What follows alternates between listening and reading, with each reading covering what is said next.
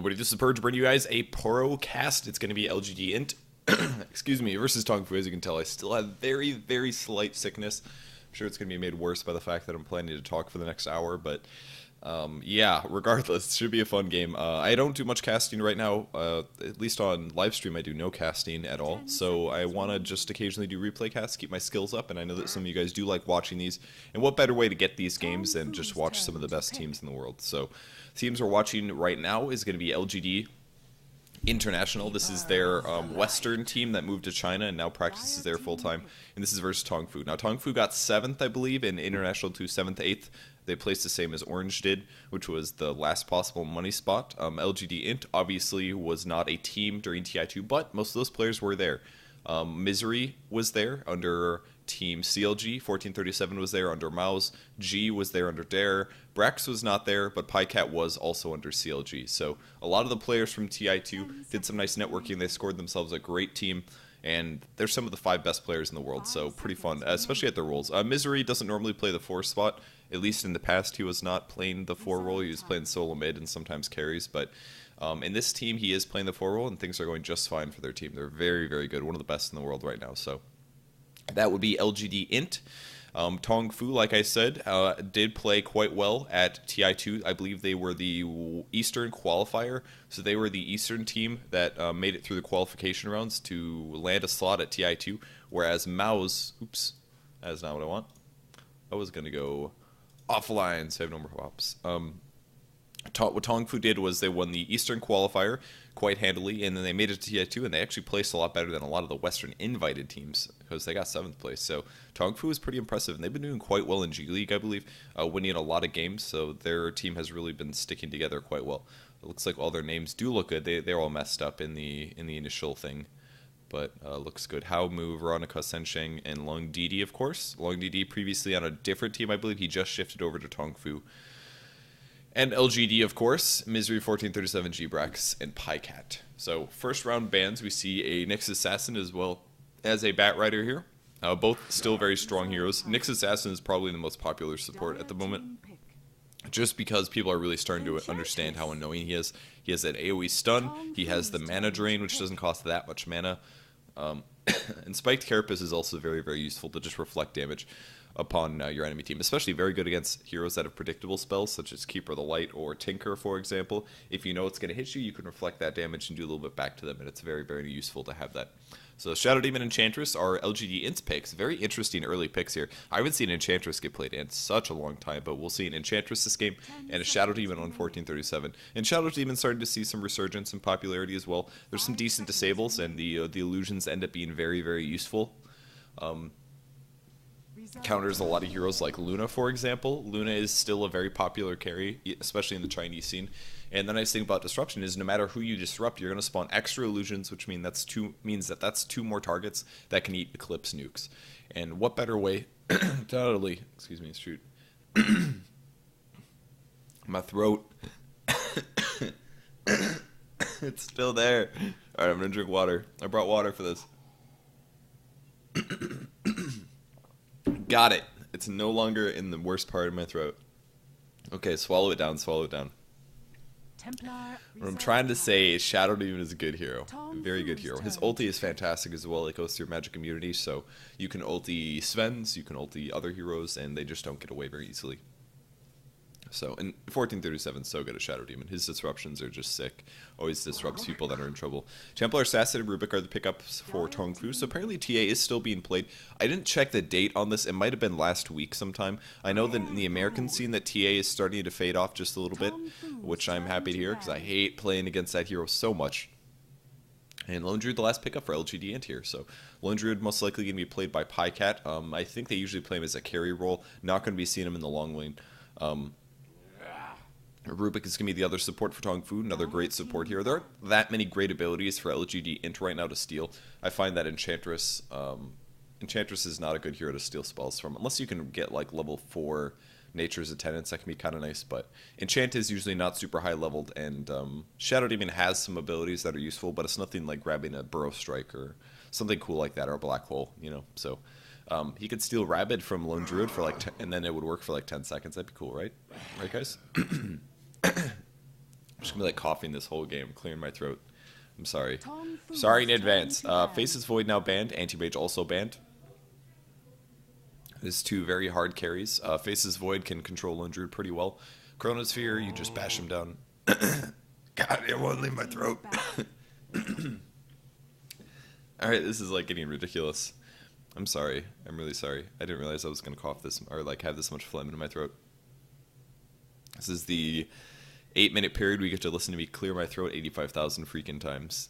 I'm so sorry. So yeah, all the hard carries being banned by LGD Int because those are carries that can beat Lone Druid that are semi-decent against him. I mean, Anti-Mage, obviously, if he gets entangled, he's going to be in some trouble, but any hero, other than the entangle, he's going to be fine against a hero like Lone Druid. And usually when he gets a Manta style, it becomes a little confusing for Lone Druid anyways. And not to mention, I'd also like to point out that LG Int right now doesn't have very good disables. Shadow Demon is the hero counter to Anti-Mage because he can disrupt AM and mana drain him, but other than that, they don't have any reliable disables, so... Night Stalker very popular in the Chinese scene, I do know that. Brewmaster also pretty popular, and I'm a little surprised about the Juggernaut ban, but I think that's because TongFu wants to make sure that LGD Int doesn't go into a crazy fast pushing style using Shadow Demon, Lone Druid, Enchantress. Enchantress very, very good at early pushing, Lone Druid pretty good at early pushing. If they had a Juggernaut on top of that, maybe something like a Venomancer could be just absolutely scary. Lifestealer is a very popular carry right now as well. I think the reason to this is because his Rage has been buffed. It's up to 6-second duration on that spell. It is so much magic immunity. I mean, it might as well as be a Black King bar. It counters a lot of hero lineups. Now, the downside is I think Lone Druid's actually pretty good against Lifestealer in some facets. I mean, the Entangle does go through magic immunity, which means that if a melee hero can't walk, then he is essentially stunned if he's not within range of auto-attacking anybody. So Entangle is a little troublesome. On the bright side, Lifestealer is very good against the bear because the bear has huge HP, which means that when Lifestealer goes to use Feast, Feast does damage and lifesteal based on how much HP they have. There's nothing in the game that's going to have more HP than a bear does early game. So if we do the math really quick, if the bear has 2,700 HP, and you lifesteal 7% of that. Now, that's kind of weird math, but we're looking at 70, 140, somewhere around like 170 HP, a little bit more than that, probably like 180 HP lifesteal from the first hit. The first hit on the bear gives lifesteal 180. That's insane for lifesteal amounts. We're talking... I mean, that's just huge. So Feast does a huge amount of damage to the bear and gives him a huge amount of lifesteal. The main Lone Druid bear, once he goes true form, is also going to have a lot of HP. So Feast all around is going to be really good for keeping lifestealer alive. Now, if he gets entangled and Lone Druid walks away, then problems happen. But, you know, it's kind of like a back and forth. It kind of depends on the situation, of course. But the entangle can be very useful against lifesteal. And Windrunner is actually the last pick for for TongFu. So Windrunner long lane, Templar Assassin will go mid, and they'll probably do a trialing of Lifestealer, Rubik, and a Keeper of the Light. They can always shift somebody mid to cover TA if needed, but we'll see how that ends up going for them. Last pick now coming from LGD Int. Beastmaster is going to be their long lane, Lone Druid safe farm, Shadow Demon support him, so they just need a mid, or they could put Beastmaster mid and put a long lane there as well. That's also a possibility. 2 more picks to go here, and 14 seconds left on the clock. So do they grab a solid mid? A Queen of Pain is doable. They could Queen of Pain versus the TA. Queen of Pain's very good against Lifestealer as well. It's just to worry a little bit about things like Shackle Shot, or maybe the Mana Void or Mana Leak from Keeper of the Light. And it's actually going to be a Tinker. Interesting. I just played a Tinker yesterday. It was really fun. And I forgot how good the hero was. Laser Missile is so powerful. People really do underestimate that a lot. And his ganking potential in the early game is just absolutely sick. Brax is playing a Tinker. Weird. He usually plays their long lane, so I guess this means that G for sure is going to go mid with Beastmaster. And I'm not really sure where Brax is headed, but I guess... you know what? Maybe they'll do an aggressive push. They might do Lone Druid Enchantress aggressively push with Shadow Demon helping out, Beastmaster mid, and then they'll put Brax on the safe lane farming. I'm guessing that's what we're going to see out of them. That would make the most sense to me. Let's go over the players really quick. For the Radiant team, this is TongFu. We've got Hao here playing Lifestealer, Moose on the Templar Assassin, Senshing playing Rubik, Veronica's on the Windrunner, and Long DD is playing Keeper of the Light for the Dire team. LGD, we've got Brax playing Tinker, 1437 on the Shadow Demon. We have Misery is going to be playing Enchantress, of course. G is playing Beastmaster, and finally, Pycat is going to be playing the Lone Druid. Maybe... Okay, it looks like they're doing maybe a Tinker Shadow Demon Enchantress aggressive trialing, which is very, very weird. I'm guessing they're going to max out missiles first because they're expecting some resistance, and this would allow them to hit 2 people with the missiles. Of course, Lifestealer can rage through that, in case the missile's coming and he doesn't want to take damage. Come on, Kleenex. There we go. So I think that's a possibility. Kind of a cool lane setup, though. I've never seen this before. Tinker, Shadow Demon. Now, if they can actually block somebody in with Disruption, they should have a pretty easy kill on him.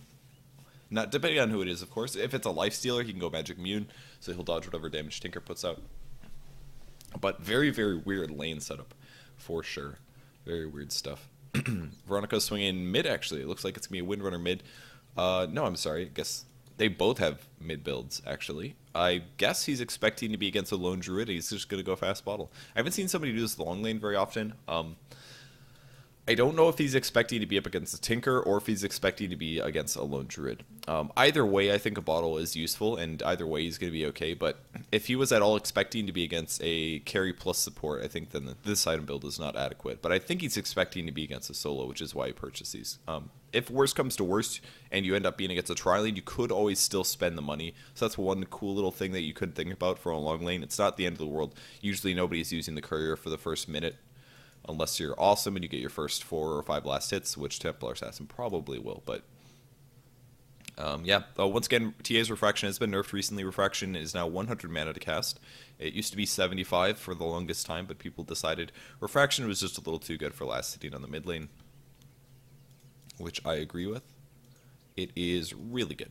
Stout Shield for Lifestealer, because he's expecting at least some problems with enemy players, and a lot of clarity potions on long DD. Holy crap, man. That is so many clarities. 1 tango, 1 ward, and 4 clarities. That way he can nuke a lot without having to worry about chakra magic. Once he hits 2, though, he will have less mana problems, but, I mean, it's nice with the Lifestealer, because Lifestealer will run out of mana, and they can just do stuff like open wounds into an Illuminate. Why am I paused? Screw this. I mean, why am I not going, like, uber fast speed? Man. Yeah, they can do open wounds into illuminates and things like that. They'll be pretty powerful. And especially if you're trying to do an early push, it's so difficult to take towers when you have got a Keeper of the Light doing 200, 300, 400 magic damage under the tower. Just so powerful. Brax is actually sitting by the bot rune. He's going to try to cover that. They do have a ward up, so they should be able to see any trouble coming that way. 30 seconds to showtime. Veronica's waiting for the top rune, and Pycat's going to go send the bear over to go scout that out just fine. Starting items for him, just an Ironwood, 2 Ironwoods, and a Salve Tango. Not actually getting a Stout Shield for his bear. He has safe lane, so he's not expecting to get too much harass there, which is cool. And there's the items. So he does bring more items. He sees what the lane is. He's expecting a lone druid, and he brings himself a healing salve as well as a sentry ward. I'm not really sure what the sentry is for, to be honest. The bear's going to be able to get this no matter what, and it's going to be an illusion. So he breaks the illusion rune and goes all the way back. You can't get bear illusions. I think you used to be able to get some runes on your bear, but oh, he's a Lycan Wolf. Excuse me, I'm going to call him the Lycan Wolf for the rest of the game. I'm sorry, and he actually does go buy an item. He purchases a Orb of Venom, so pretty cool. He's rather than going for a Stout Shield, he's going for the Orb of Venom because he knows he's expecting a long lane Windrunner, and this is going to help him harass him down. So it does 12 magic damage every time he hits over 4 seconds. It's very cost efficient. It's like 275 gold, and that gives him it's 275 gold for a very low amount of money, basically. Where the hell is it on here? I do not see it. Is it only on the secret shop that I can find the item? 275. I mean, you have to realize that Blades of Attack does 9 physical damage, and you can only get that for 450 gold. So it really shows that Orb of Venom is cost efficient for early harass. So he'll be continuously wailing on Windrunner. Sentry Ward was used here. He's got the Venomancer Ward. Wants to try to protect himself against any ganking coming from a possible support. He is at the moment expecting to see junglers, because we do have some junglers in the jungle here. They're not bottom. Tinker's actually solo right now. Hasn't actually skilled a point just yet. This is so weird. I haven't seen this or heard about it, actually. I hadn't heard anything about the Tinker. So we'll speed that up once again. Tinker just doing his best to get solo EXP. Does not have boots yet. He's probably going to go for it pretty faster. And as soon as he spots Keeper of the Light, he will back up. So very, very, very weird. I'm very interested to see what they do with this Tinker. Misery is jungling. He has used the smoke to come up to this high ground here. They did put... There's a sentry over here on this ward, but Windrunner's not going to see this coming for sure.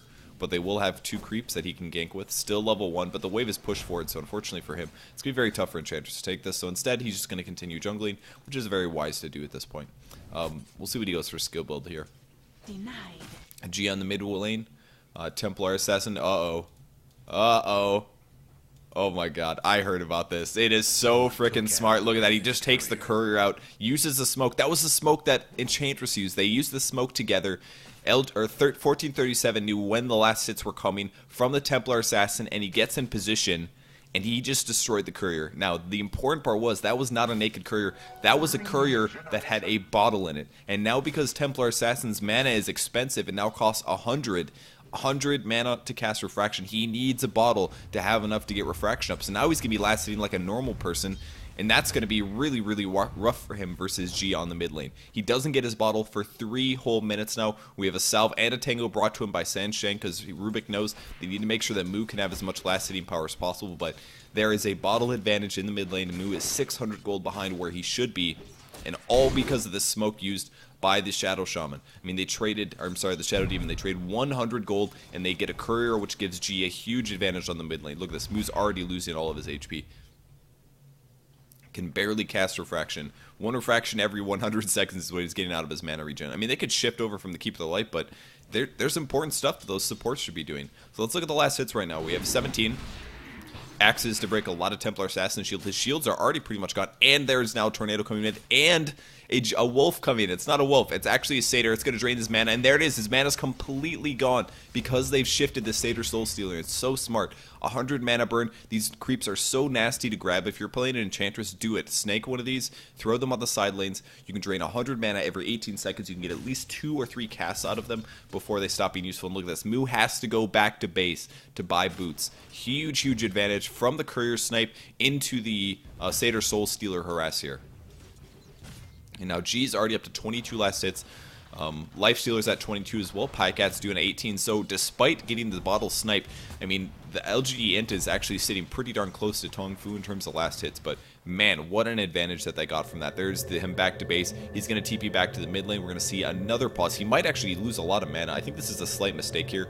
I mean, yeah, he wants to get the EXP from the wave, but he should have waited a little bit later, I think, to teleport. I think a lot of pros sometimes do this. They're like, I'd rather get back to the lane a little faster, but in this case, I really don't think it's worth it, because he's going to be missing about 50 mana, which he obviously needs. Oh god. Oh god. Well, they all disconnected. I know this replay goes longer. So... Alright, Lone Druid saved it. I guess. They're all reconnecting. Thank god for 8 times speed, am I right? Get up my throat. Phlegm. Alright, they all are ready to go. Alright. So look at this. He is going to miss 50 mana. 50 mana's already gone. He does get the Satyr at least, so that's going to be nice for him, but is doing some splash damage on G again. G has a bottle, boots, and a wand. Magic wand already picked up for him, so very good for him. 30 seconds left on the bottle. G is at 25 last hits. He's got more last hits than a TA, and that should not be happening. In a mid 1v1 lane, it's very, very rare for a Beastmaster to match a TA. And this is mostly because Mu had to go back to base. He never would have had to do that if he actually had a bottle. Or he would have either bottle crowed or done something else with it. So, picks up a double damage. He has a level 1 Call of the Wild. He does have 1 level of Inner Beast, which gives him aura possibilities. In the meantime, Misery as well as 1437 are spending a lot of time in the jungle right here. G's about to hit 6, so his kill possibility is coming up here, especially because Mu's a little bit lower in mana, but he is using the DD to outlast it in the meantime. Brax is still only level 2. He actually goes for a laser as well as a march. I assume this is so that he can cast march if he's getting dived on, and that should do some pretty good damage. But surprising, it's not missile actually. I assume that this will give him the best leverage despite this. Items come to Misery, it's a boots. He's got 2 into enchant, 2 into heal, and 1437's ready to set this up. Here comes initiation. There's the disruption. He's going to be in some trouble. Here come the claps as well. Sentries drop. There's the roar, and Mu is easily killed on the mid lane. Man, that was absolute cake. Even if he had refraction there, it doesn't matter because the disruption spawns 2 illusions. Every single one of those illusions attacking him breaks 1 of the shields. So, bam, immediately upon him coming out of the disruption, he loses 2 shields, and the roar comes as well. Any right clicks from Enchantress's creeps, his shield is just completely gone really, really rapidly. One of the nice things about having an enchant is multiple damage sources.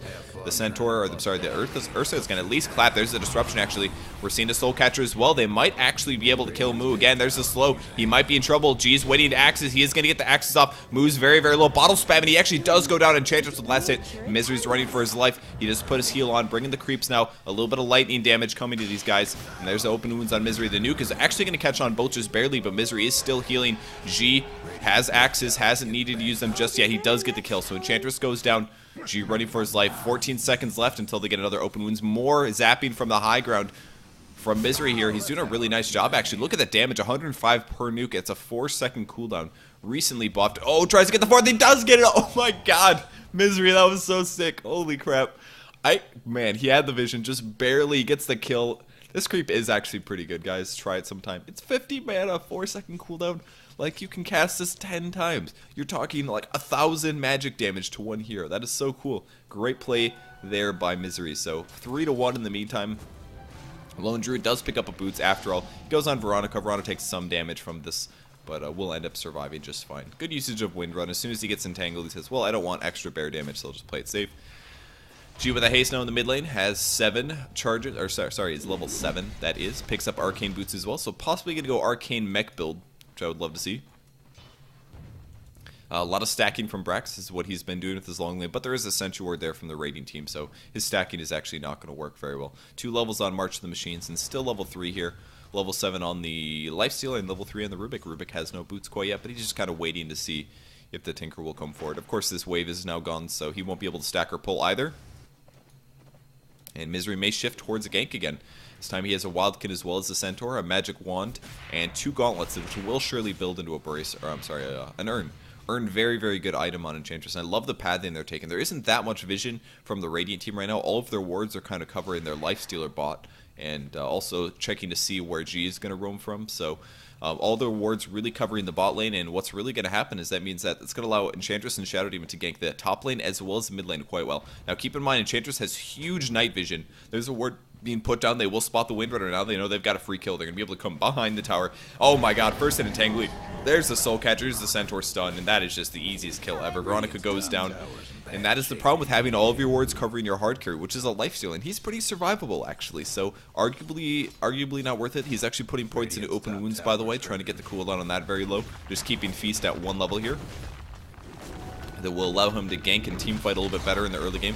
Pycat does get the last hit, 2,400 gold for him. Still no boots on his bear just yet, but he does have quite a bit of solo EXP, so that helps him out by a lot. Missing some last hits. Beastmaster snags a kill on Rubik. Where was this? Over in the jungle.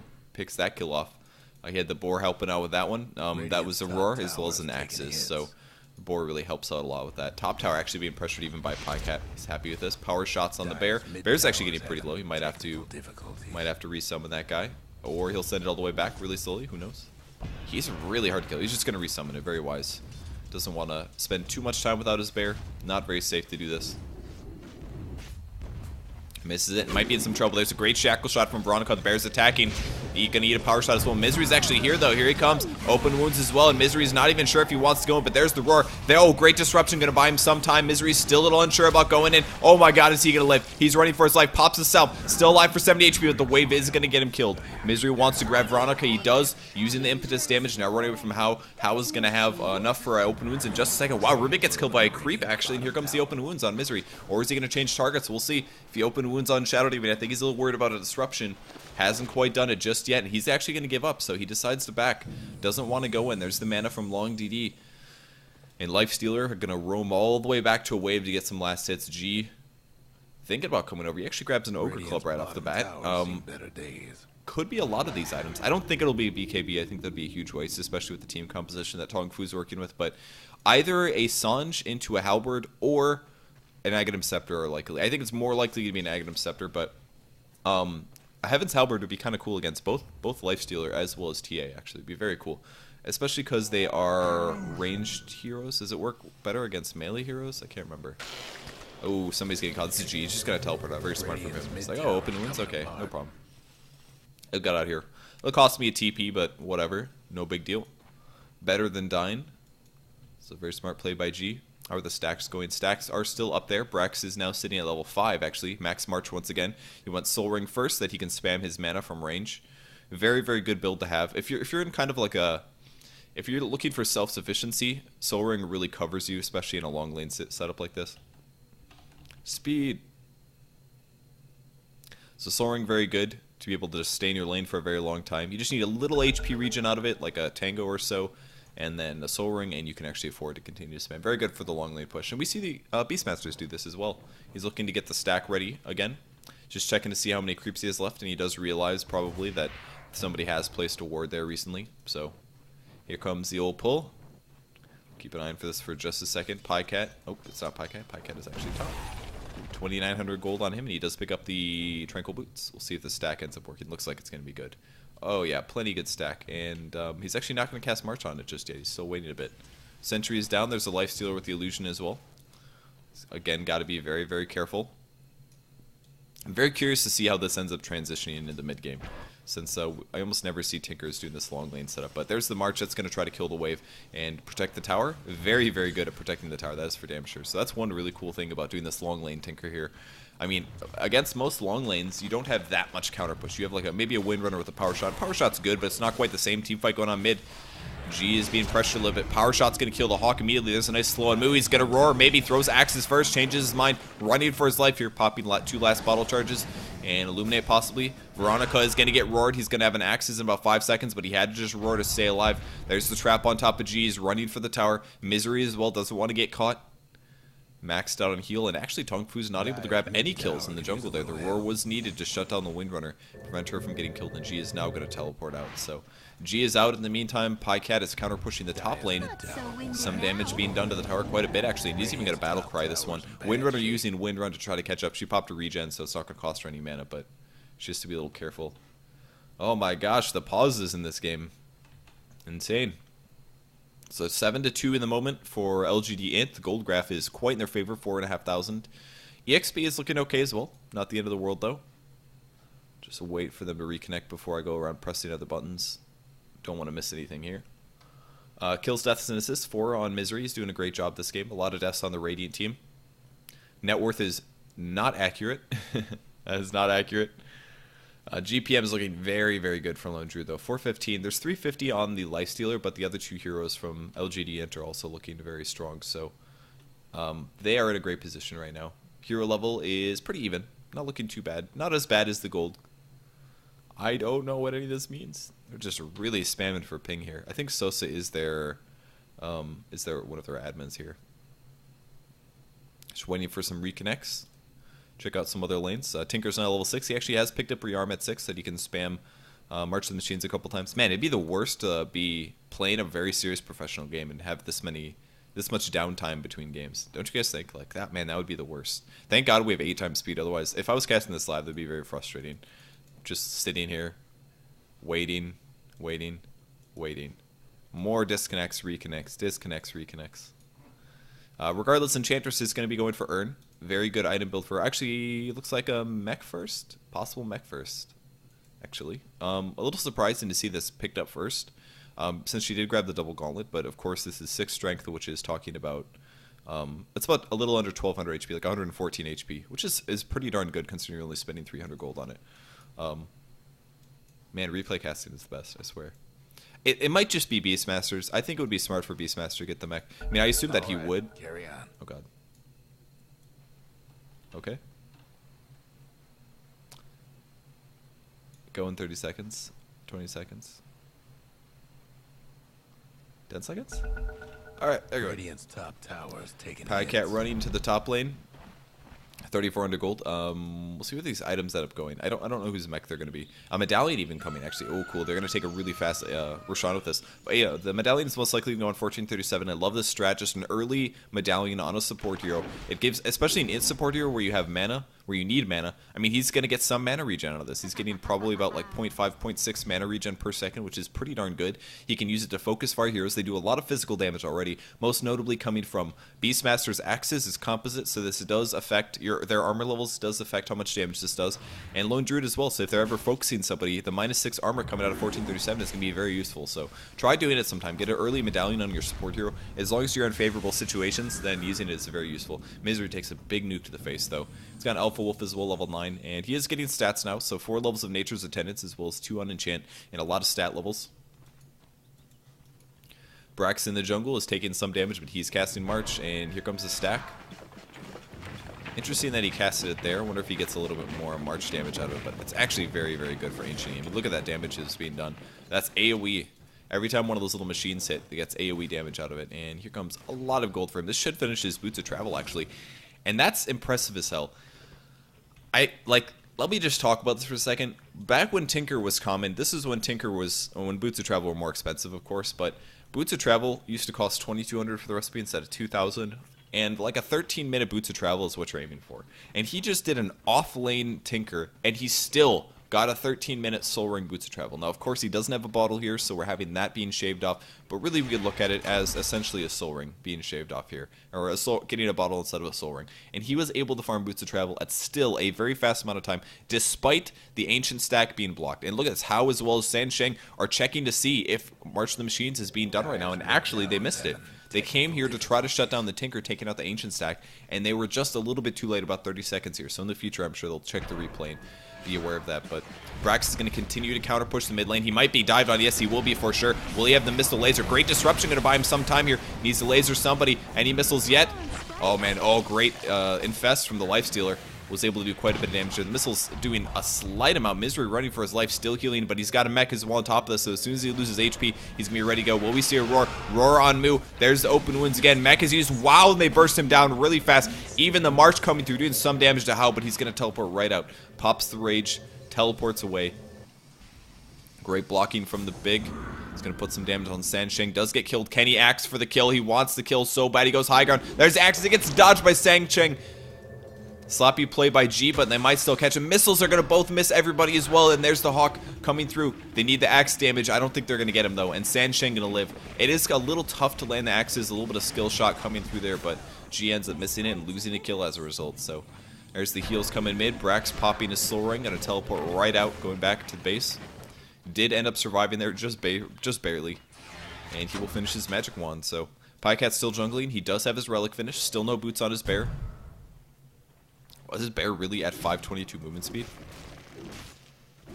Really? I don't believe this. He doesn't even have boots. And he's only got one level of Rabbit.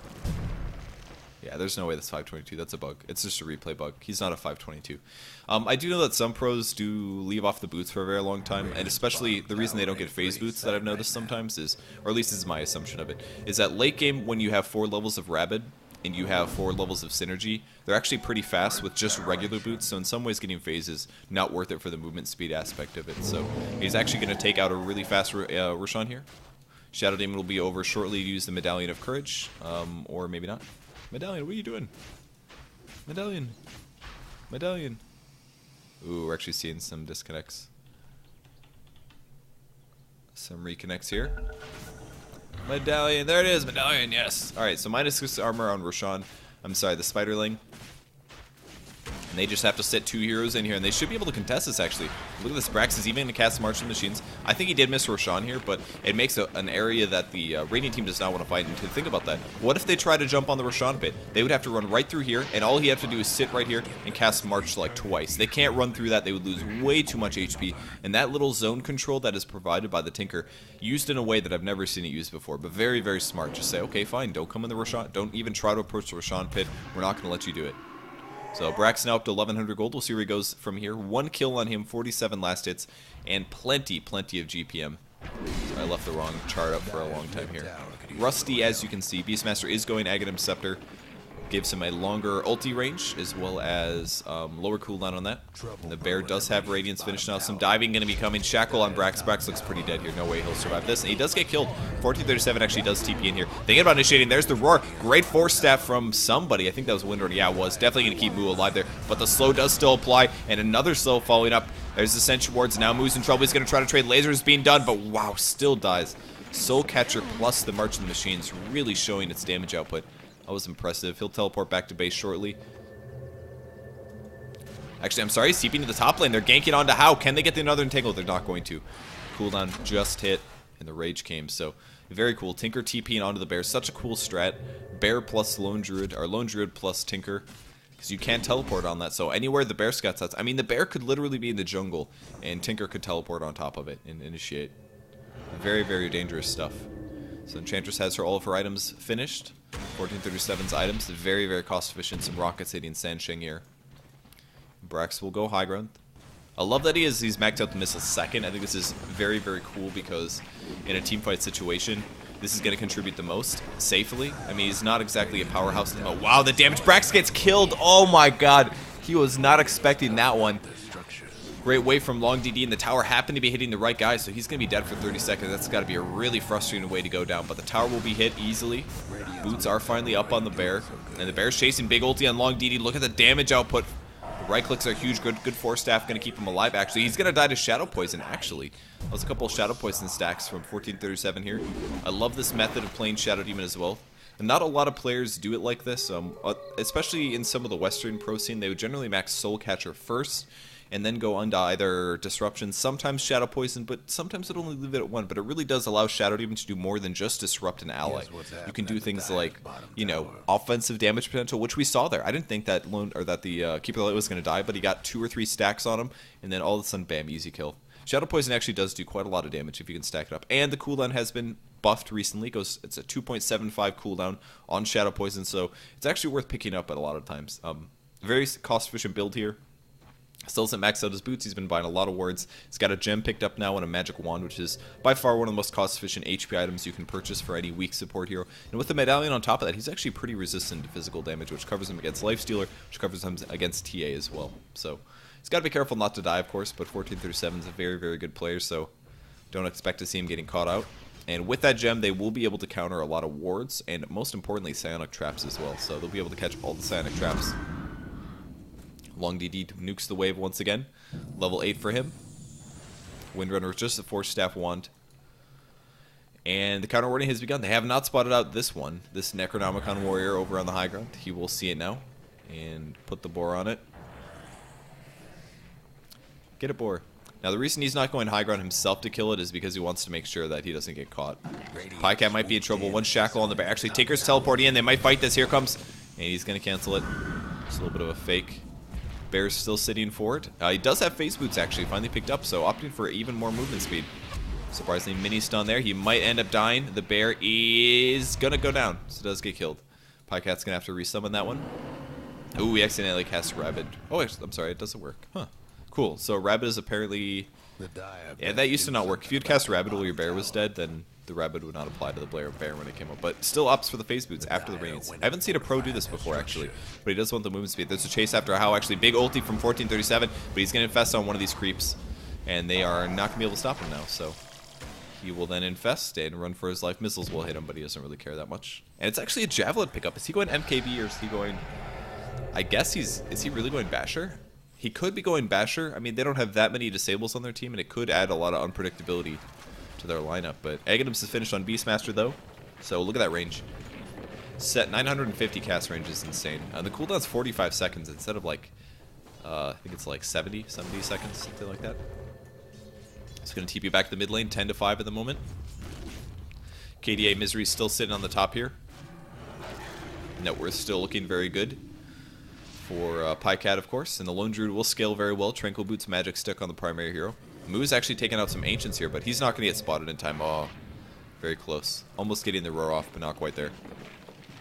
So just a lot of passive farming and map control going on. Most of the Radiant wards are destroyed. Yeah, look at that. 1437 finds another one. Another ward is killed. And now if we took a look at the map, we see no small green dots. So if we check over to the Radiant Vision, they can't see anything anymore. And this is where things get really scary. If you have a gold advantage like LGD Int is working with, and if you buy a gem and you correctly deward all of their wards, all of a sudden they don't feel safe coming out and farming. All they really have to farm is whenever the wave ends up pushing towards them, which means that if they want to, LGD Int can control essentially all of the Radiant jungle, and they can control their own jungle. Now, in the meantime, House actually being quite aggressive towards the bot lane. He does pick up a Basher, surprisingly. But he can kind of do this pushing because he has Rage and a TP Scroll. Now, of course, that's not going to stop Beastmaster. If Beastmaster shows up, he can roar through that magic immunity, but it does give him an option. He's TPing in the mid lane, so I guess we're going to see a fight here. Will they be able to start things off? The Pig's going to slow them down. The Pig does get killed. See, G actually trading hits with Moo a little bit here. Moo might be, or I'm sorry, G might be in trouble, taking a lot of damage. His armor is really not high enough. He's going to have to roar this, and he does end up roaring this. Throws axes as well. G's going to go down for sure. So G making a little bit of a mistake on the top lane, but the rest of his team is showing up. One entangle on Sansheng, some right clicks, good mech. buys him some time. Misery running for his life. Big ulti on Howl. It's going to help out so much. And Pycat's got to be careful. Pops the magic wand. There's open wounds occur coming in. It's just a energy booster. And Pycat looks like he will die. Yeah, nice. He does get Sandshang regardless. No shackle on him, but the infest is going to result in Lone Druid dying. And the rest of LGD's got to get out of here. 2 heroes dying for 2. There's the TP out. Misery was actually trying to juke a little bit here. 14-7 goes out. Misery looking at TP. Can they catch him? Wow, that was really close. Good TP escapes there. No AoE stuns from TongFu that can control without line of sight. Blink Dagger is the pickup for Tinker. Actually not going for a Force Staff, interestingly. He's going to teleport back to the base. Get all healed up, and then we will see him going back to the mid lane, surely. I think mid tower is going to die regardless, though. So TongFu doing a nice job getting some kills, but I would largely say those were LGD mistakes. Because G got caught out by himself, and that was a big loss for him. Now Brax just pushing the bot lane. The reason Blink Dagger is really nice, it's a little bit more mobile than a Force Staff would be.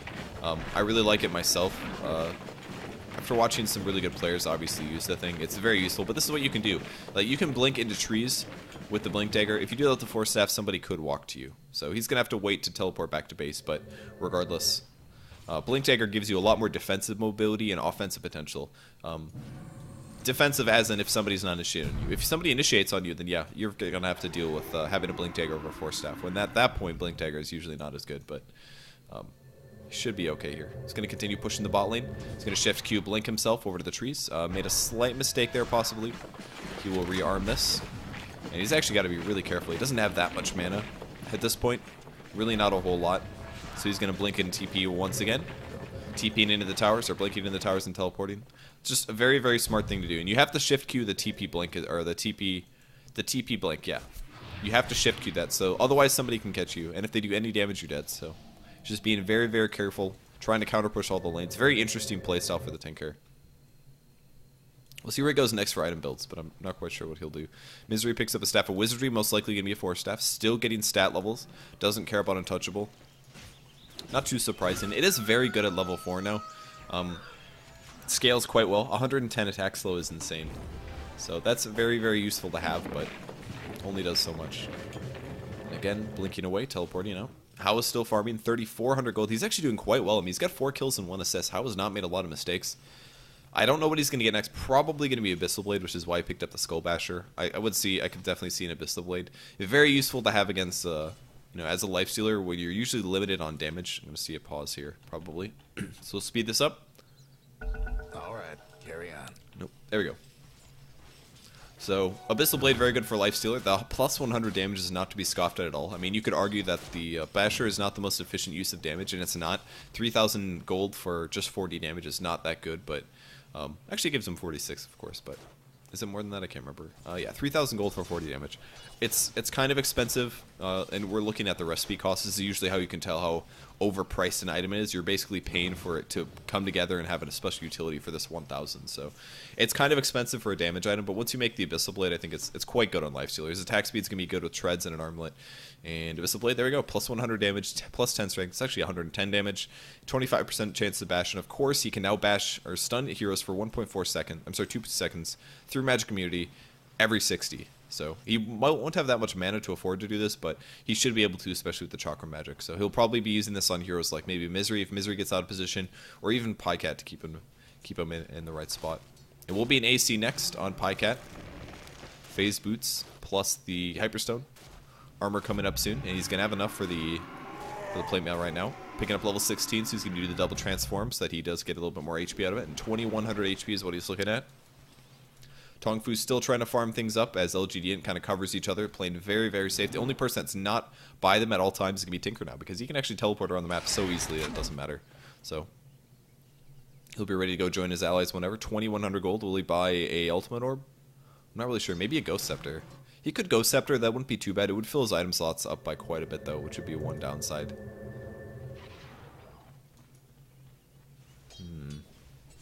Arguably a waste to use this Soul Ring there, but... He's going to double wave it. Blink and TP out. Downside is he can't really stay long enough to watch the EXP get collected, so he's just going to get gold for a lot of these things, but... Definitely the safe way to play. LGD playing very, very safe. Look at this. And the important part is Shadow Demon wasn't even standing as close to the Beastmaster. It's kind of like a you protect you. They had Lone Druid way in front, they had Beastmaster covering the Lone Druid, and then they had Shadow Demon covering the Beastmaster. They really don't want to lose the gem. That's 700 gold. That would set them back by quite a bit, so it's more important to just make sure that they stay in a fairly even area. Like, they don't want to have Shadow Demon next to the Beastmaster, because if Beastmaster gets jumped on, then Shadow Demon will be the target, because he's the squishier by far, so... A very, very smart positioning play by LGD Int so far. And the Hawk is still up, the Warlock Golem, excuse me. Warlock Golem still doing some great things. It is level 4, so it has some good vision. 2 levels of Inner Beast. It's the... Nope, the boar is actually walking normally. I've seen it before where it's like flying through the air, it's always pretty hilarious. Not this time, though. So you have his plate mail coming? Ghost Scepter and a Force Staff. This might be Pycat's Ghost Scepter, actually. He did spend about that much gold, and it will be a Ghost Scepter. So Ghost Scepter for Lone Druid. Now this is obviously if TA jumps on him or if Lifestealer jumps on him. That is what the pickup is for. So rather than working on his AC instead, he's more worried about just staying alive as a primary hero. Medallion is used Ernest as well. The rest of LGD is completely covering him. Any new buys for him? Nothing on Tinker. Was this his Force Staff? I thought there was a Force Staff. That was Misery's. Okay. There's the Blink. Brax is going to take the mid wave. A little bit of missile damage on Long DD here, but he doesn't care. He's got Tranquil Boots. It's going to be just fine. And there's the smoke, actually, so it looks like LGD is going to try to make some kills out of this. Now, if there's any wards up, they will spot the boar and the hawk, but there's actually no wards at all anywhere. So they'll not get spotted. There's Moo, there's the roar, going to start things off. Great range, Axe is falling up. There's the Shadow Demon ulti, and they will have easy detection. Manta split, but I don't think it's going to be enough for Moo. There's the laser, and they get him. Man, that ulti really paying off there. Able to catch him. He does not have a Blink Dagger, just gets enough money. Opted for a Manta style first. Very, very weird item build, but... was it useful there? I don't think so. I mean, it looked like the Shadow Demon ulti was not Manta-able, so he was still extremely slowed there and gets caught and gets killed. So Smoke Gank ends up being worth it. That's going to stop him from farming for a bit. That is Moo. Moo's have a really rough game. 5 deaths and 4 assists for him. Still doesn't have a Blink Dagger. Is it worth it?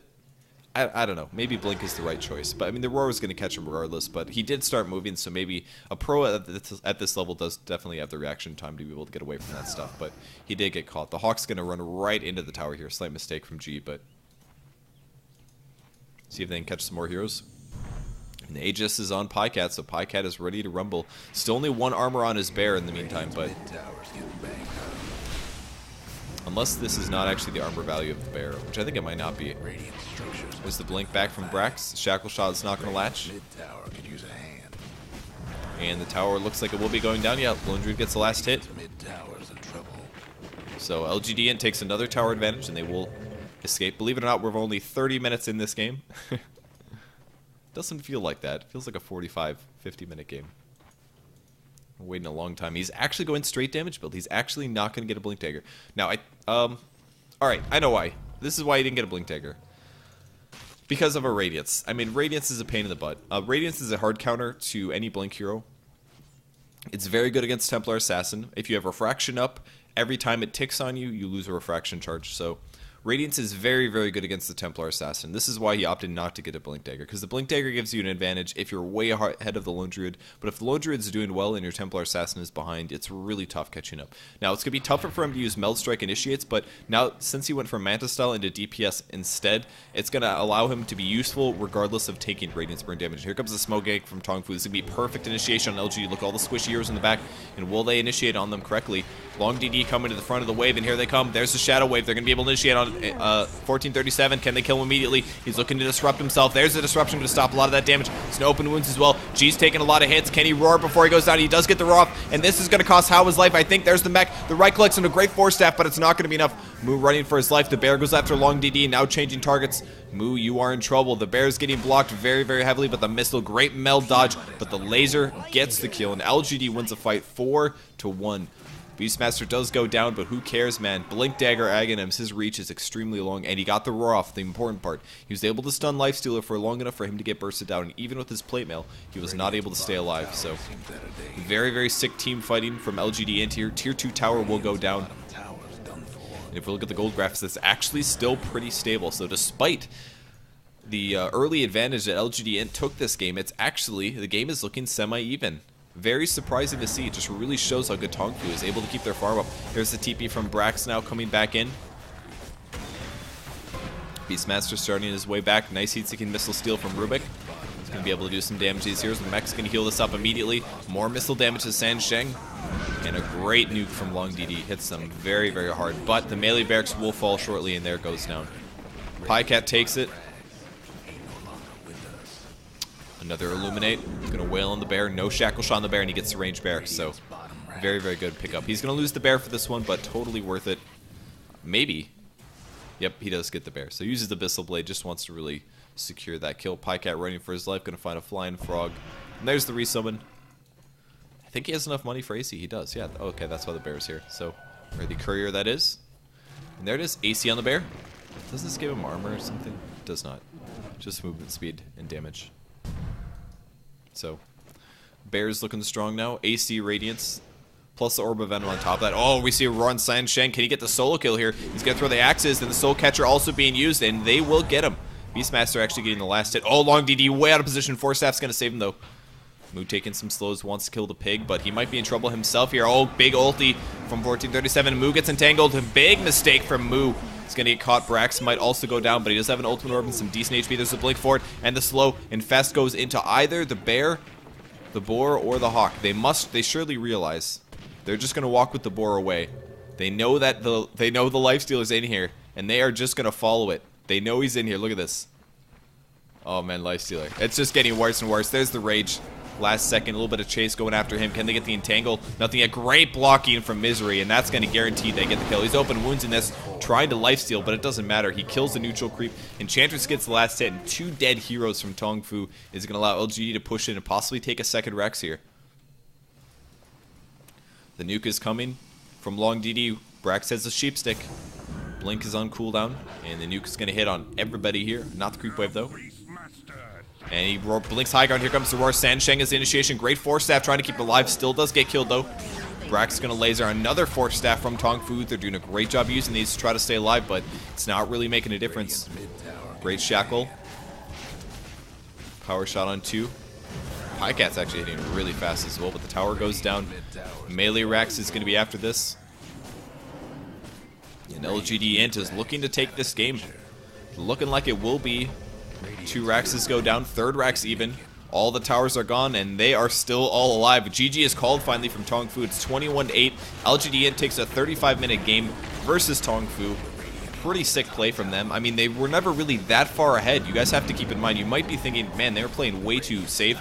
That was not the case. The gold graph was actually quite close this entire game. I love the strat having the Lone Druid as well as the Tinker. Despite him being an off lane, Brax played fantastic. A little bit of hexing on Windrunner here. He's actually going Diffusal Blade. Is there a reason behind this? Is that a joke build? I mean, I know you can Focus Fire and drain mana faster that way, but it doesn't do as much damage. Focus Fire with orbs is not very good. Very weird build. I guess they were aiming to use the Diffusal Blade on, like, the bear. Maybe so he's slowed down or something. Divine Rapier, of course. Why not? Bear damage. How much damage does he do? Probably so much to a tower. It's like 40% bonus building damage. Alright, he's hitting for about 300 on structures right now. And that's even without the rating. Oh wait, Lone Druid, he put on all of them himself. He's gonna fight this. There's the fight, and the game ends. So that's gonna be the end of the game, guys. TongFu versus LGD. This is from the G League. If you guys want to watch these games in client, you can. I think the ticket is about $8 something. I think it's like $6, something like that. You can also check out Beyond the Summit or join Dota. I think they're both covering the tournament live whenever it happens. I think we're waiting for the finals to happen for the G League, something like that. I'm not sure. I don't actually know, but I'm just a damn replay caster now, so I don't have to pay attention. That's right. Hell yeah, sorry about all the throat clearing early on, and I hope you guys like the 36-minute game. LGD Int versus TongFu, and I'll see you guys later. Bye.